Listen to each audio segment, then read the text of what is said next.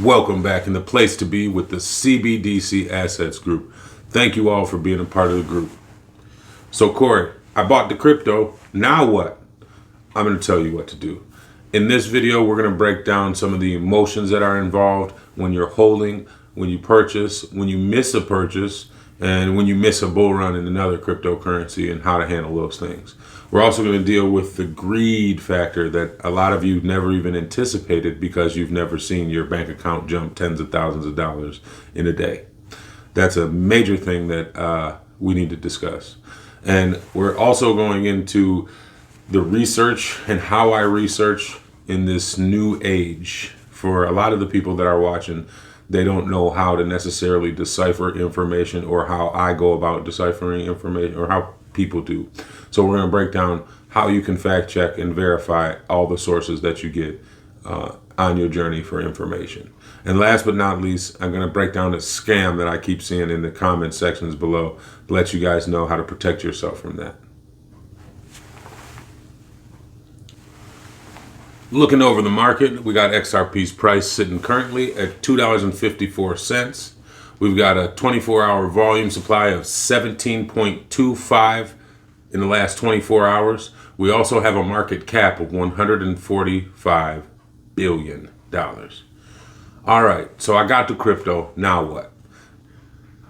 When you realize that you're in the right place and you realize that this really is a bull run that's going to make you some money.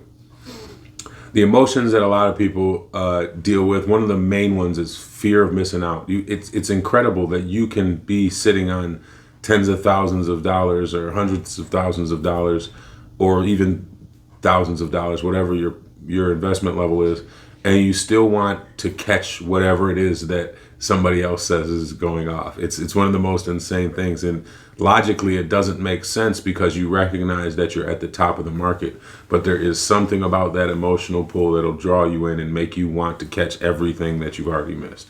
So be conscious of that, be careful, and understand that the bull runs are not the time to purchase. It's the bear markets where you purchase. Bull runs mean up, bear market means down. Purchase on the bear market when there's blood in the streets, when people are saying it's not going anywhere, it's not going to do anything. That's when you'll get the most value. The next emotion we're going to talk about is the greed emotion. And I know it sounds like I might have talked about greed because you're fearing FOMO and you associate the two with feeling like you missed out of one coin and wanting to jump into it. But that's not even the greed aspect. The greed aspect is watching your account jump tens of thousands of dollars, hundreds of thousands of dollars, or even thousands or even hundreds, and saying to yourself, wow, if this jumped $20,000, $50,000, I'm sitting at 75. I'm going to wait till I get to 100. I want to see it get to 100. And that is one of the most detrimental things that you can experience in this market because you can't fathom that. You go from having X amount of dollars in the bank to quadrupling the X amount of dollars, and then now you're looking at it like, I'll wait, I need more. And it's a crazy feeling to think that I've just made $75,000 and I'm like, I'm gonna hold out for that 90. So just be conscious of that. And again, I stress, try to take some profit. If you jump up $75,000, take $5,000 out, take $10,000 out. Just not investment advice, but just my story. I'm just sharing my story with you, how I would remove some of my assets off once they jump. So moving on, how to research in this new era of technology. For a lot of you, the internet is kind of sketchy or foreign territory. Even investing was uneasy for you in the initial phases of this process. So I applaud you for taking that step, and I honestly commend you for recognizing that changes need to be made and getting right before you get left behind. So one of the ways that I go about the research that I do is I always cross-reference and cross-research things. Let's say Elon Musk is a controversial topic. Let's say I want to do a video on Elon Musk, okay? On something Elon Musk said or something Elon Musk did. It doesn't matter what the source is that I got it from, I'm going to verify that source.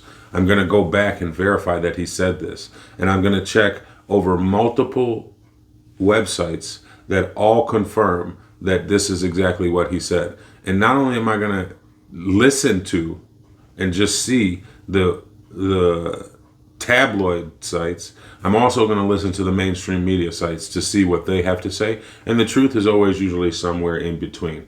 Now, one of the best ways that I found in deciphering information is switching to a browser that is not connected to Google.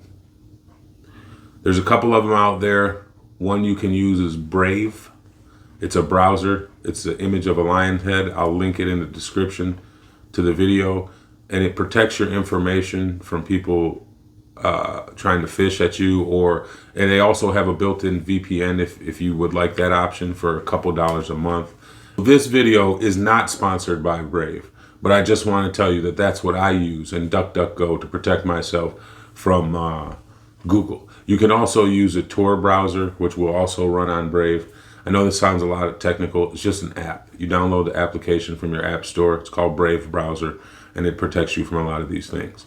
So a lot of times when I go to Google and I search for information on a topic, let's say Elon, it'll give me slanted information.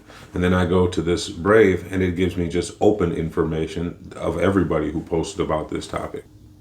And that ability to process this information from multiple sources is what differentiates me from a lot of other people. I don't know if this is what they're doing, but I know I have a flawless record of 98% of not giving out false information. I pride myself on that. This is something that I take very serious. I might not always be the most relevant topic or the most popular topic, but I'm going to shoot you straight with facts that are truth and that are relevant to the best of my ability. Common sense. Common sense. Use your common sense in this market. People play on your fears. They play on your greed. At first it was fears. Oh no, something happened to me. I need help. Help me out. Your fear. I'm going to die if you don't. That was the fear game that they would scam. Now the scammers, if you haven't noticed in the comment sections of my videos, are tearing my ass up with this scam alert. Use your common sense, okay? This is a trick that they do. So one of the things that I've talked about in my videos, if you've watched the one about the ledger, is protecting yourself with your private keys, right? So what this scammer is doing in the video comments is saying, very interesting video. I love the topics, but off topic real quick. Can you help me? I got a TRC20 wallet with USDT in it and in my ORX wallet. Here are my recovery phases. What should I do? Now, my intention isn't to steal money from anybody. It isn't to rug pull anybody. My intention isn't to take anything from anyone. It's just simply to give. That's why it's called a group, the CBDC Assets Group. I wanted a group of people who need to hear information, who need to change their situation the most, who can get together and share relevant information. I'm not in it to scam people. That's genuinely from the bottom of my heart. So these scammers at the bottom of my comments are playing on they believe that most people can't resist the urge to take advantage of somebody's private keys.